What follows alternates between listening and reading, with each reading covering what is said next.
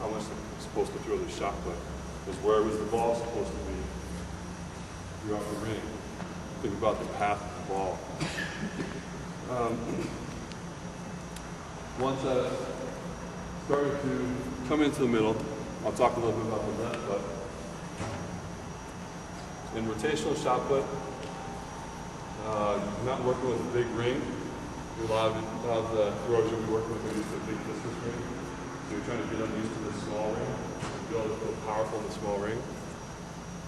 One of the biggest mistakes, which I know probably both see, is you come around to here, you're sweeping, you're going to right, and you go, you have this huge left foot, left leg push. And now all of a sudden, you're laying here with that right foot. Now you're never going to have a base to finish with.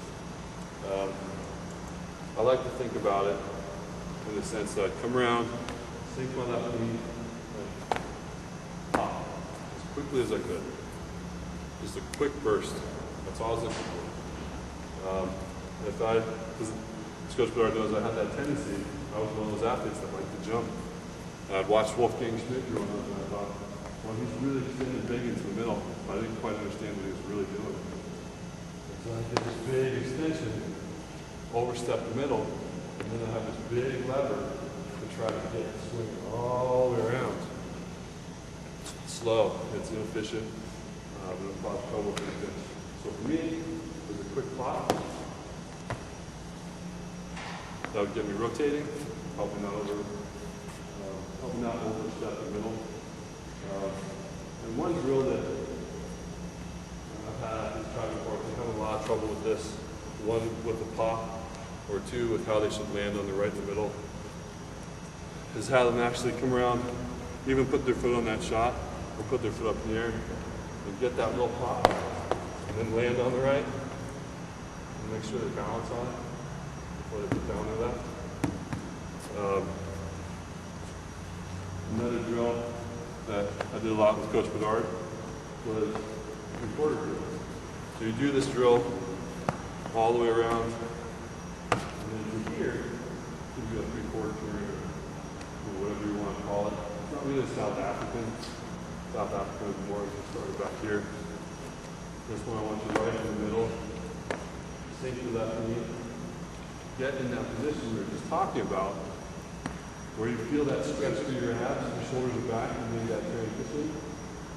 And pop off that left foot. Slippery. And land in the power position.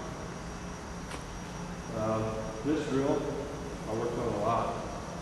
And when I was able to make it finally feel powerful, it made a lot of sense and it helped my full throw. It's one of those drills that has a very good correlation to helping your full throw, helping you understand your full throw. It can help you work on your left leg. It can also help you work on your orbit.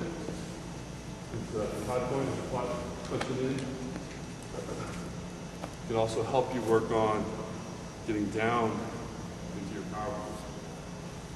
So those drills are kind of good for a lot of athletes. What I mean by that is a lot of athletes rotate and come in, they get down, they get tall, and never find their true power position. So this drill can help you learn how to transition into the middle in kind of a simple way, without the full movement, by punching off the left and in that power position. It's probably a drill you guys have all seen before, but it works very well for shot put. Any questions? If I could add in a little bit on what Casey was demonstrating, what I call a pivot turn, I think he's calling a three-quarter turn. One of the big problems I see from especially rotational shot putters is when they get in single support or non-supported. So single support is one foot on the ground, or non-supported when they take a little bit of flight off the back.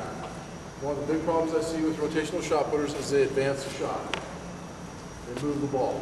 And our whole deal is to keep the ball back and create separation between our upper body and our lower body. And Casey talked about it when you come out of the back, having that hip move in front while the upper body and the shot stays back. And a thought or a word came to mind. you could call it crossover tension or cross tension, because I've worked this right leg and hip in front, and I've stayed disciplined and kept my upper body kind of wound up. So I have this hip and right leg going this direction, yet I have the ball and the elbow back, so I kind of create this cross tension there. That's what you're looking for. If you get excited out of the back and advance the ball, that doesn't happen because you move the ball either up with your hip or in front of your hip, and you never feel that tension. So you get to the front of the circle or in the power position, that ball is still with your hip or in front of it, and you get more of a push on the shot instead of that wound up feeling, that separation between your upper body and lower body, and you miss the power. So it's really important when you wind back and you start to open out of the back, if that ball stays back, our torso stays kind of wrapped and under control, and we don't advance the shot. It's not a whole lot different than what we're doing with the glide. Stand back and relaxed and not moving that ball until we're in that power position, yet our hips and feet are heading in this direction. Our upper body's still here because we're on our focal point and staying disciplined up top. That's what needs to happen in the rotational shot. So we're going to wind back, we move the ball back. We're actively moving that right leg and hip in front, creating this position with the ball back. I mean, I'm under tension here. That's that stretch reflex that Casey talked about. Okay, so an ideal way to kind of break this down is to do that pivot turn. And start in that position he showed you with kind of a flex knee. Maybe slide that foot up just a little bit. So we're going to take the ball and put ourselves under tension. The biggest mistake I see with this drill is the young athlete, when they get in here, their first movement from here is they want to move with the upper body and drag the leg behind. So you'll see this and then the left coming around. That's exactly what you don't want. You want to be wound in here. This stays. And the tough part of it is now I don't have to move with my legs. So I'm going to punch off the left, close the knee to promote that rotation into that position. But I didn't unwind my upper body to do it. And this is a tough skill to teach, but if you master this, you'll really start to figure it out and understand this is what's supposed to happen. You'll be able to incorporate it into the full throw. But boy, it's hard to move initially, and I have some young guys that are really struggling with this, but leaving that upper body. I didn't move that. I'm still wound back as far as I can. I'm going to punch off this left and close and create that turning. And be active with the legs, but stay wound up top. That's the challenge. That's